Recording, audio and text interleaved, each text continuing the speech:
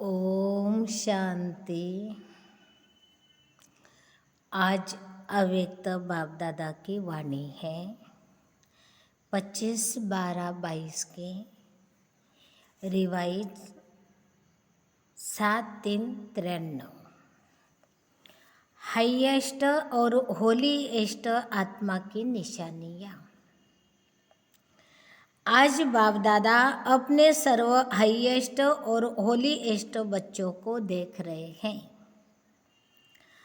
सभी बच्चे इस बेहित के ड्रामा के अंदर व सृष्टि चक्र के अंदर सबसे हाईएस्ट भी हो और सबसे ज़्यादा होलीएस्ट भी हो।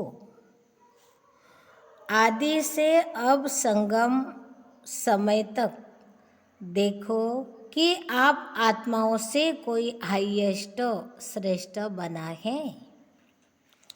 जितना आप श्रेष्ठ स्थिति को श्रेष्ठ पद को प्राप्त करते हो, इतना और कोई भी आत्माएं, चाहे धर्म पिताएं हैं, चाहे महान आत्माएं हैं, कोई भी इतना श्रेष्ठ नहीं है, क्योंकि आप उचित उच्च भगवान द्वारा डायरेक्ट पालना, पढ़ाई और श्रेष्ठ जीवन की श्रीमत लेने वाली आत्माएं हो। जानते हो ना अपने को, अपने अनादि काल को देखो। अनादि काल में भी परम धाम में बाप के समीप रहने वाली हो। अपना स्थान याद है ना? तो अनादि काल में भी हाईएस्ट हो, समीप साथ हो, और आदि काल में भी सृष्टि चक्र के सतयुग काल में देवता पद प्राप्त करने वाली आत्माएं हो। देव आत्माओं का समय आदि काल भी सर्वश्रेष्ठ है और साकार मनुष्य जीवन में सर्व प्राप्ति संपन्न श्रेष्ठ हो। सृष्टि चक्र के अंदर ये देव पद अर्थात देवता जीवन ही ऐसी जीवन है जहाँ तन मन धन जन चारों ही प्रकार की सर्व प्राप्तियाँ प्राप्त हैं। अपने दैवी जीवन याद है कि भूल गए हो? अनादि काल भी याद आ गया, आदि काल भी याद आ गया। अच्छी तरह से याद करो तो दोनों समय में हाईएस्ट होना। बाबा पूछ रहे हैं कि दोनों समय में हाईएस्ट है कि देखो दुनिया के अंदर भले महात्मा बन जाते हैं या धर्म पिताएं हैं, लेकिन फिर भी इतनी श्रेष्ठ आत्माएं नहीं हैं जितनी तुम पर भगवान के द्वारा पालना लेने वाली श्रेष्ठ ऊंची आत्माएं हो। भगवान के द्वारा हमें पालना भी मिल रही है, पढ़ाई भी मिल रही है और जीवन श्रेष्ठ बनाने की श्रीमत भी मिल रही है। तो हम आत्माएं आदि काल में भी और अंत काल में भी कितनी महान हैं। उसके बाद मध्य काल में आओ तो द्वापर में आप आत्माओं के जड़ चित्र बनते हैं, अर्थात पूज्य आत्माएं बनते हैं। पूज्य में भी देखो सबसे विधि पूर्वक पूज्य देव आत्माओं की होती हैं। तो बाबा कहते हैं कि सत्युग त्रेता में तो हम आत्माएं महान होती है देवता पद में, लेकिन द्वापर में मध्य में भी जब आते हैं तो हमारी जड़ यादगार चित्र भी देखो कितने विधि पूर्वक पूजे जाते हैं। आप सबके मंदिर बनते हैं, डबल विदेशियों के मंदिर बने हुए हैं कि सिर्फ भारतवासियों के बनते हैं? बने हुए हैं ना। जैसे देव आत्माओं की पूजा होती है, ऐसे और किसी आत्माओं की पूजा नहीं होती। कोई महात्मा वगैरह को मंदिर में बिठा भी देते हैं, लेकिन ऐसे भावना और विधि पूर्वक हर कर्म की पूजा हो, ऐसी पूजा नहीं होती। तो मध्य काल में भी पूज्य रूप में श्रेष्ठ हो, हाईएस्ट हो। अब अंत में आओ।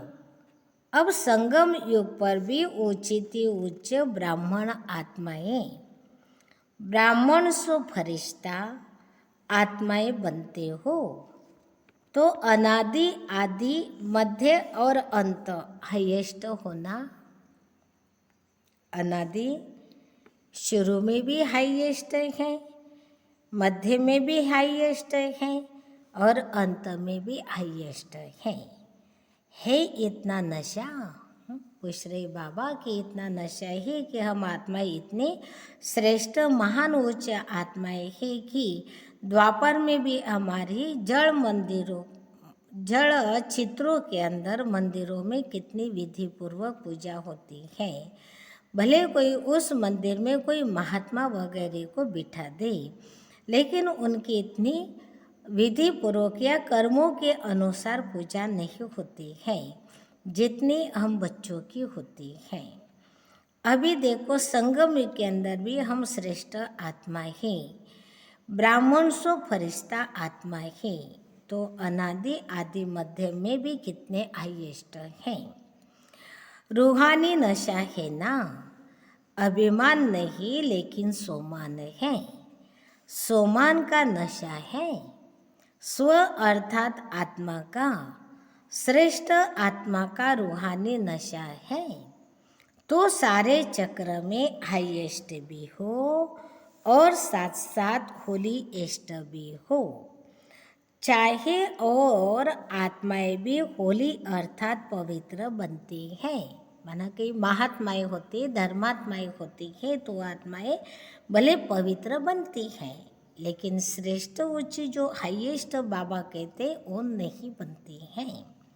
लेकिन आपकी वर्तमान समय की पवित्रता और फिर देवता जीवन की पवित्रता सभी से श्रेष्ठ और न्यारी है। इस समय भी संपूर्ण पवित्र अर्थात होली बनते हो। संगम युग के अंदर भी हम होली माना पवित्र बनते और देवता जीवन में तो यही पवित्रता। तो देवता जीवन की पवित्रता हमारी कितनी श्रेष्ठ और न्यारी होती है। संपूर्ण पवित्रता की परिभाषा बहुत श्रेष्ठ है और सहज भी है। संपूर्ण पवित्रता का अर्थ है ही स्वप्न मात्र भी अपवित्रता मन और बुद्धि को टच नहीं करे। इसी को ही कहा जाता है सच्चे वैष्णव। चाहे अभी नंबरवार पुरुषार्थी हो, लेकिन पुरुषार्थ का लक्ष्य संपूर्ण पवित्रता का ही है और सहज पवित्रता को धारण करने वाली आत्माएं हो। सहज क्यों है?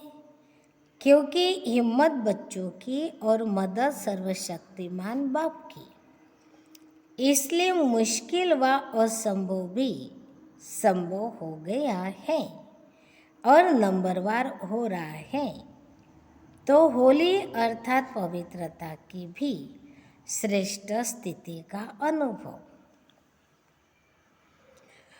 आप ब्राह्मण आत्माओं को हैं, सहज लगती है या मुश्किल लगती है? बाबा पूछ रहे पवित्रता जो है वो सहज लगती या मुश्किल लगती है? क्योंकि पवित्रता से हमारा जीवन महान देव आत्मा समान बन जाता है। पवित्रता की शक्ति से ही सर्वशक्तिवान बाप की मदद मिलती है। तो बाबा पूछ रहे हैं कि पवित्रता जीवन में सहज लगती है या मुश्किल? संपूर्ण पवित्रता मुश्किल है या सहज? सहज। कभी मुश्किल कभी सहज नहीं, बिल्कुल सहज लगती, मुश्किल कभी नहीं। संपूर्ण बनना है ही ये लक्ष्य, संपूर्ण बनना ही है ये लक्ष्य है। लक्ष्य तो हाईएस्ट है ना, कि लक्ष्य ही ढीला है कि कोई बात नहीं, सब चलता है? नहीं, यह तो नहीं सोचते हो थोड़ा बहुत तो होता ही है। ये तो नहीं सोचते थोड़ा तो चलता ही है। चला लो, किसी को क्या पता पड़ता है। कोई मनसा तो देखता ही नहीं है, कर्म में तो आते ही नहीं है। लेकिन मनसा के वाइब्रेशन भी छिप नहीं सकते। चलाने वालों को बाप दादा अच्छी तरह से जानते हैं। ऐसे आउट नहीं करते, नहीं तो नाम भी आउट कर सकते हैं, लेकिन अभी नहीं करते। चलाने वाले स्वयं ही चलते चलते चलाते चलाते त्रेता तक पहुंच जाएंगे। लेकिन लक्ष्य सभी का संपूर्ण पवित्रता का ही है। तो बाबा कह रहे कि कई ऐसे पवित्रता यदि ढीली हो, पवित्रता का पुरुषार्थ ढीला हो तो कोई समझते कोई बात नहीं, चलता है, इतना उतना तो चलता है। लेकिन हम जितना अपने आप को दृढ़ता से पक्का करते जाते हैं तो उतने हमारे में ही काम में आता है। लेकिन यदि हम इतना उतना करते तो उसका एवजा भी हमें उतना ही मिलता है। तो सतयुग में आने के बजाय त्रेता में आ जाते हैं। सारे चक्र में देखो सिर्फ देव आत्माएं हैं जिनका शरीर भी पवित्र है और आत्मा भी पवित्र है। और जो भी आए हैं आत्मा पवित्र बन भी जाए लेकिन शरीर पवित्र नहीं होगा। आप आत्माएं ब्राह्मण जीवन में ऐसे पवित्र बनते हो जो शरीर भी प्रकृति भी पवित्र बना देते हो। इसलिए शरीर भी पवित्र है तो आत्मा भी पवित्र है। लेकिन वो कौन सी आत्माएं हैं जो शरीर और आत्मा दोनों से पवित्र बनती हैं? उन्हों को देखा है। का है वो आत्माएं? आप ही हो वो आत्मा है। आप सभी हो या थोड़े हैं? पक्का है ना कि हम ही थे, हम ही बन रहे हैं। तो हाईएस्ट भी हो और होलीएस्ट भी हो, दोनों ही हो ना। कैसे बने? बहुत अलौकिक होली, अलौकिक रूहानी होली मनाने से होली बने। कौन सी होली देखी, कौन सी होली खेली जिससे होली एस्ट भी बने हो और हाईएस्ट भी बने हो? तो कौन सी होली? पवित्रता की होली। जब हम पवित्रता की होली खेलते हैं, पवित्रता की होली मनाते हैं तो ये पवित्रता की होली हमारी पक्की हो जाती है, जो पवित्रता सतयुग में काम में आती है। सबसे अच्छे से अच्छा श्रेष्ठ रंग कौन सा है? सबसे अविनाशी रंग है बाप के संग का रंग। जैसा संग होता है ना वैसा रंग लगता है। आपको किसका रंग लगा? बाप का ना।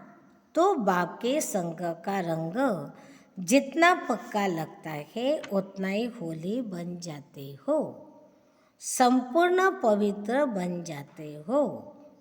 संग का रंग तो सहज है ना। संग में रहो, रंग आपे ही लग जाएगा। मेहनत करने की भी आवश्यकता नहीं। कहते हैं जैसा संग वैसा रंग। जब बाप के संग में रहेंगे तो बाप का रंग जरूर लग जाएगा।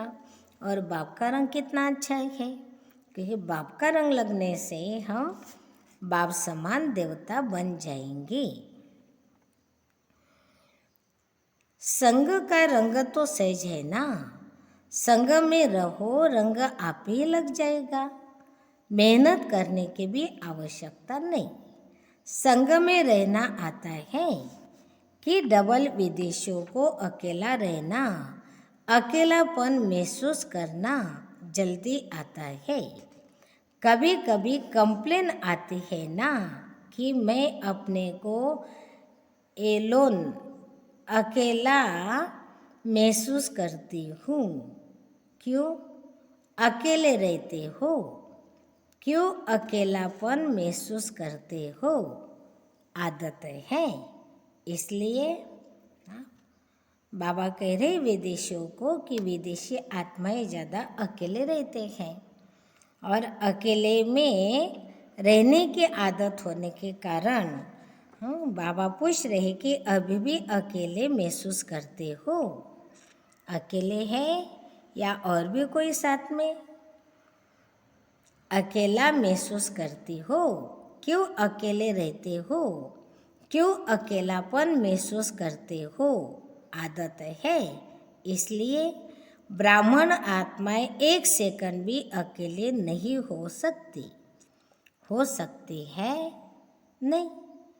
होना नहीं है लेकिन हो जाते हो। बाप दादा ने स्वयं अपना साथी बनाया, फिर अकेले कैसे हो सकते हो? कई बच्चे कहते हैं कि बाप को कंपेनियन साथी तो बनाया है, लेकिन सदा कंपेनियन साथ नहीं रहती। क्यों? कंपेनियन बनाया है इसमें तो ठीक है। सभी से पूछेंगे आपका कंपेनियन कौन है तो बाबा ही कहेंगे ना। तो बाबा कह रहे हैं कि अकेला नहीं लेकिन सदा बाबा हमारे साथ है। बाप और मैं आत्मा सदा कंबाइन रहते हैं। जब बाप सदा साथ है तो अकेले हो ही नहीं सकते। बाप दादा ने देखा कि जब कंपेनियन बनाने से भी काम नहीं चलता, कभी कभी फिर भी अकेले हो जाते हो, और अभी और क्या युक्ति अपनाए? कंपेनियन बनाया है लेकिन कंबाइन नहीं बने हो। कंबाइन स्वरूप कभी अलग नहीं होता। तो कंपेनियन के साथ हमें बाप दादा को सदा अपने साथ कंबाइन बना के रखना है। जब कंबाइन होंगी तो कभी अकेले की महसूसता नहीं होगी। कंपेनियन से कभी कभी फ्रेंडली प्लरल झगड़ा भी हो जाता है तो अलग हो जाते हो। कभी कभी कोई ऐसी बात हो जाती है ना तो बाप से अकेले बन जाते हो। तो कंपेनियन तो बनाया है लेकिन कंपेनियन को कंबाइन रूप में अनुभव करो। अलग हो ही नहीं सकते।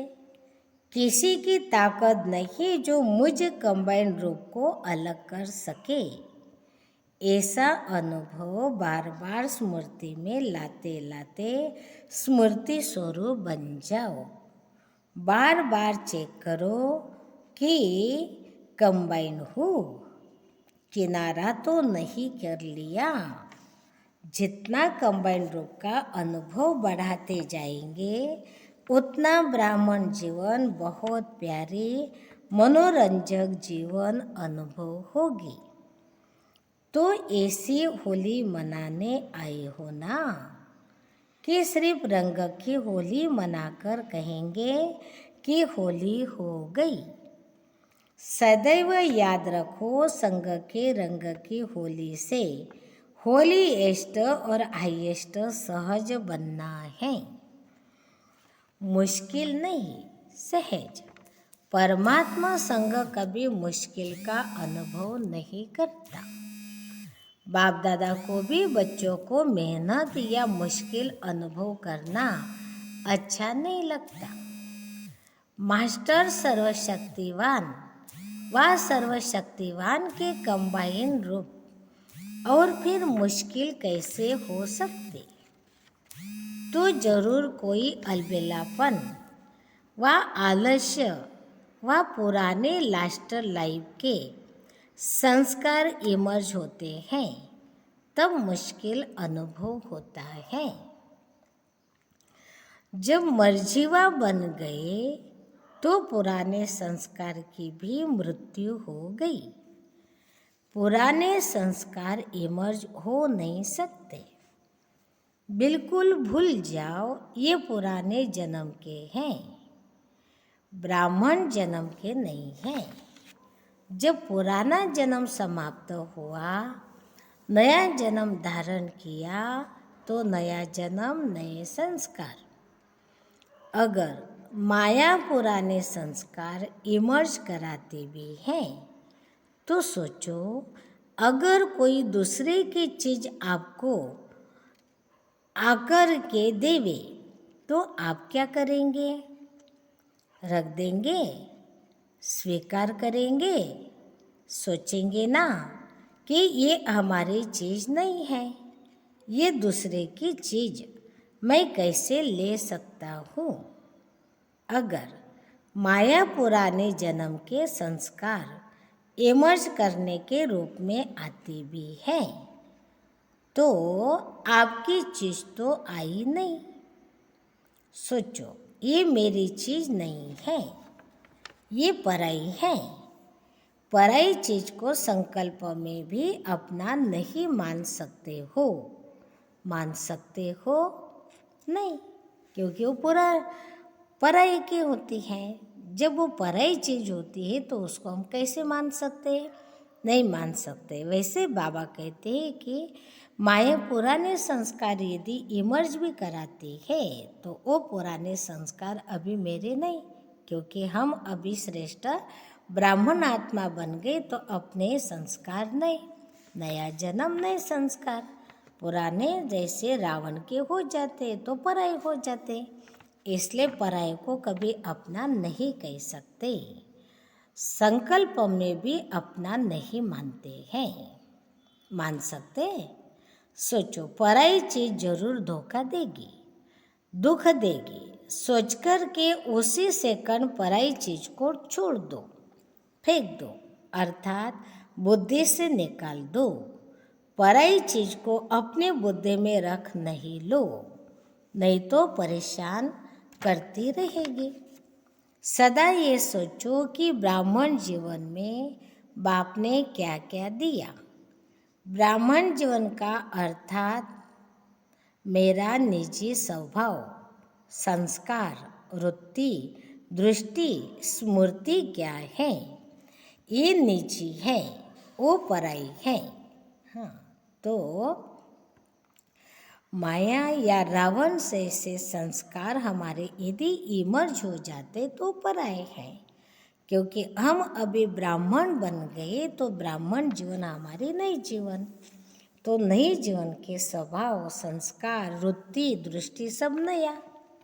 जब नया हो गया तो पुराना पराया, इसलिए पराये को कभी अपना नहीं कह सकते। पराया माल अच्छा लगता है कि अपना माल अच्छा लगता है? अपना माल अच्छा लगता है, पराया कभी अच्छा नहीं लगता है। ये रावण का माल है और ये बाप का माल है। कौन सा अच्छा लगता है? बाप का माल अच्छा लगता है, रावण का नहीं, क्योंकि रावण का दुख देने वाला है और बाप सुख देने वाला है। कभी भी गलती से भी संकल्प में ये नहीं लाओ, क्या करे, मेरा स्वभाव ऐसा है, मेरा संस्कार ऐसा है। क्या करे, संस्कार को मिटाना बहुत मुश्किल है। आपका है ही नहीं, मेरा क्यों कहते हो? मेरा है ही नहीं। रावण की चीज को मेरा कहते हो, मेरा बनाते हो ना, तभी वो संस्कार भी समझते हैं कि इसने अपना तो बना लिया, तो अब अच्छी तरह से खातिरी करो। निजी संस्कार, निजी स्वभाव इमर्ज करो तो वो स्वतः ही मर्ज हो जाएगी। समझा क्या करना है? हाँ, तो हमें अपने ब्राह्मण जीवन के, देवता जीवन के संस्कार इमर्ज करने हैं और रावण के संस्कार हमें ख़त्म करने हैं। वो कभी इमर्ज भी होते तो उसको हमें कभी अपनाना नहीं है। यदि हम अपनाते तो वो भी समझते कि इन्होंने अपनाया, तो फिर वो मुश्किल कर देते हैं। इसलिए उन संस्कारों को हमें ख़त्म करना है। तो ऐसे होली मनाने आए हो ना, वो एक दिन कहेंगे होली है, दूसरे दिन कहेंगे होली हो गई, और आप क्या कहेंगे? आप कहेंगे हम सदा ही संग के रंग की होली मना रहे हैं, और होली बन गए। होली मनाते मनाते होली बन गई। होली मना ली या मनानी है। जब से ब्राह्मण बने हो तब से होली मना रहे हो, क्योंकि संगम युग का समय ही सदा उत्सव का समय है। दुनिया वाले तो एक्स्ट्रा खर्च करके मौज मनाते हैं, लेकिन आप सदा ही हर सेकंड मौज मनाने वाले हो। एक सेकंड नाचते गाते रहते हो, सदा खुशी में नाचते हो, या जब कल्चर प्रोग्राम होता है तभी नाचते हो? सदा नाचते रहते हो ना। सदा बाप की महिमा और अपनी प्राप्तियों के गीत गाते हो। सबको गाना आता है ना, सभी गा सकते हो, सभी नाच सकते हो। सदा नाचना गाना मुश्किल है क्या? सहज है। और सदा सहज अनुभव करते संपन्न बनना ही है। कभी भी ये नहीं सोचो पता नहीं हम संपन्न बनेंगे या नहीं बनेंगे। ये कमज़ोर संकल्प कभी आने नहीं दो। सदा यही सोचो कि अनेक बार मैं ही बनी हूँ और मुझे ही बनना है। अच्छा, चारों ओर के सदा परमात्मा संघ के रंग की होली मनाने वाली श्रेष्ठ आत्माएं, सृष्टि चक्र के अंदर सदा हाईएस्ट पार्ट बजाने वाली श्रेष्ठ आत्माएं, सर्व आत्माओं से श्रेष्ठ होलीएस्ट आत्माएं, सदा कंबाइन रहने वाली पद्मा पदम भाग्यवान आत्माएं, सदा सर्व की मुश्किल को भी सहज बनाने वाली ब्राह्मण आत्माएं, सदा नए जन्म के नए स्वभाव संस्कार, नए उमंग उत्साह में रहने वाली उड़ती कला की अनुभवी आत्माओं को बाप दादा का याद प्यार और नमस्ते। हम रूहानी बच्चों की रूहानी बाप दादा को याद प्यार नमस्ते। दादी जानकी जी के प्रति बाप दादा के वरदानी महावाक्य। अच्छा चल रहा है ना? रथ को चलाने का तरीका आ गया है। दादियों को ठीक देख कर के ही खुश हो जाते हैं। शरीर के भी नॉलेज, आत्मा के भी नॉलेज, चाहे पिछला हिसाब किताब चुकता करना ही पड़ता है, लेकिन नॉलेजफुल होने से सहज चुक्त हो जाता है। तरीका आ जाता है ना, चलने का और चलाने का दोनों तरीके आ जाते हैं। फिर भी सेवा का बल दुआओं का काम कर रहा है।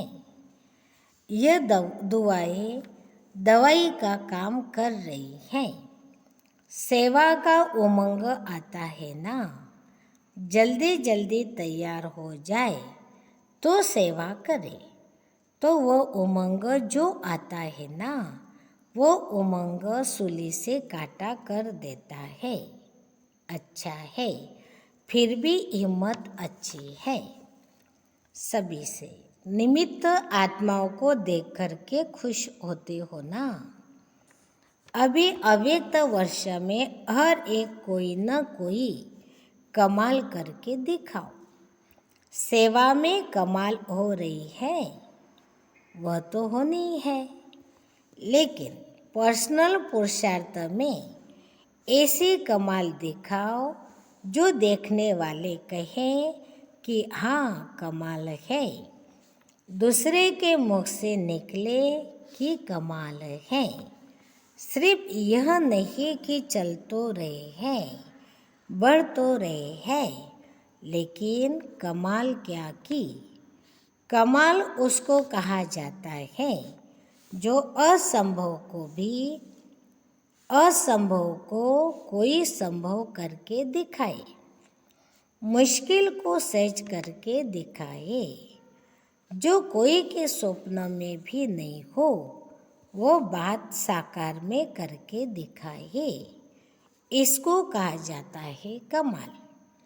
समय प्रमाण कमाल होना वह और बात है, वह तो होनी है, हुई पड़ी है, लेकिन स्व के अटेंशन से कोई ऐसी कमाल करके दिखाओ।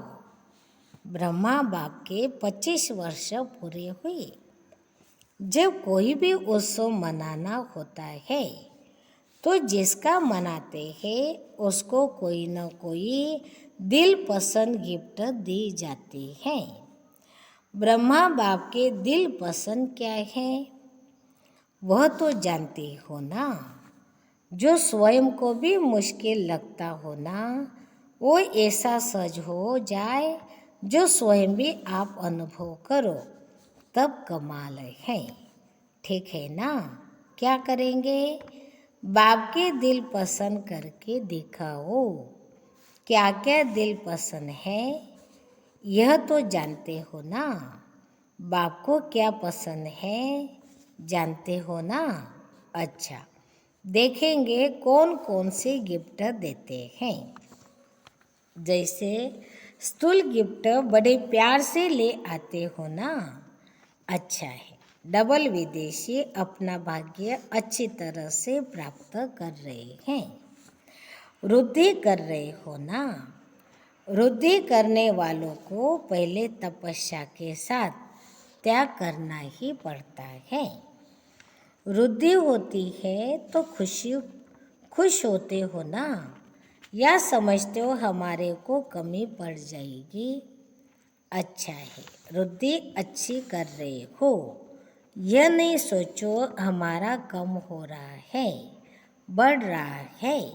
सारी मशीनरी सूक्ष्म वतन की ही चल रही है। अच्छा, आज का वरदान है संगम युग पर हर समय, हर संकल्प, हर सेकंड को समर्थ बनाने वाले ज्ञान स्वरूप भव।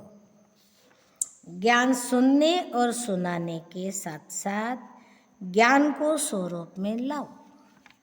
ज्ञान स्वरूप वह है जिसका हर संकल्प, बोल और कर्म समर्थ हो। सबसे मुख्य बात संकल्प रूपी बीज को समर्थ बनाना है। यदि संकल्प रूपी बीज समर्थ है तो वाणी, कर्म, संबंध सहज ही समर्थ हो जाता है। ज्ञान स्वरूप माना हर समय, हर संकल्प, हर सेकंड समर्थ हो। जैसे प्रकाश है तो अंधकार नहीं होता, ऐसे समर्थ है तो व्यर्थ हो नहीं सकता। स्लोगन है सेवा में सदा जी हाजिर करना, यही प्यार का सच्चा सबूत है। अच्छा, ओम शांति।